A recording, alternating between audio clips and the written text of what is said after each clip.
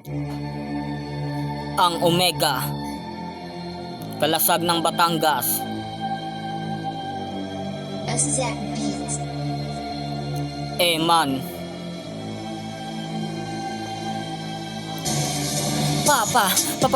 Pamilyar ba kayo sa Omega? Siya ang kasunod ni Alpha. Alpha and Omega ba? Isa dyan nating nalilimutan.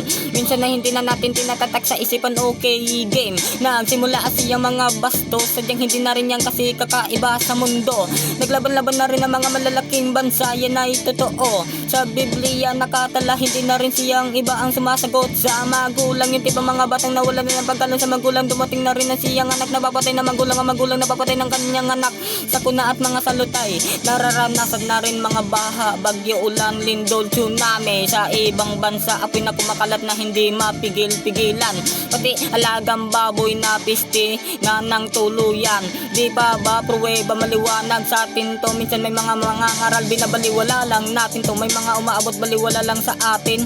May umaabot nilalampasan lang natin. May umaabot baliwala lang sa atin to.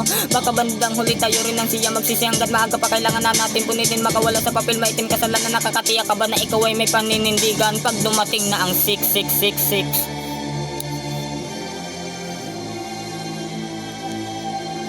6666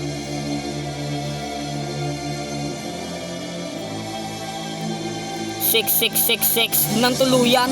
Matigas ang loob kasi wala pa nga yan. Parang siga sa loob sa piitan ng kulungan. Para bang mayor, alalahanin mo malapit nang dumating ang rapture. Para sure ang ating buhay hanggat maaga pa kailangan na natin magbalik loob kay Jesucristo. Pagsisihan natin ang mga nagawa natin dito sa mundo. Humingi ng kapatawaran, maging mabuting tao dito sa mundo para pagdating ni Jesucristo kasama tayo sa paraiso. Mga naiwang Kristiyano, manalig, tatagan mo pa ng todo. Sa pagdating ng Antichrist, tibayan ang loob mo ng husto. Darating ng taggutom, iipunin ng mga Kristiyano. Darating ang taggutom, iipunin ng mga Kristiyano. Darating ang taggutom, iipunin ng mga Kristiyano. Ang mga nanindigan hanggang huli, pupugutan ng ulo. Ang mga duminay kay Jesucristo, o ligtas ka sa kamay ng Antichrist.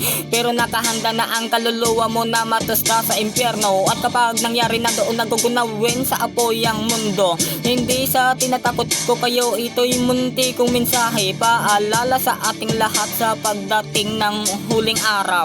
Naway maging matatag tayo, naway maging matatag tayo. Yan ang Omega, Mega. Eman, kalasag ng Batangas.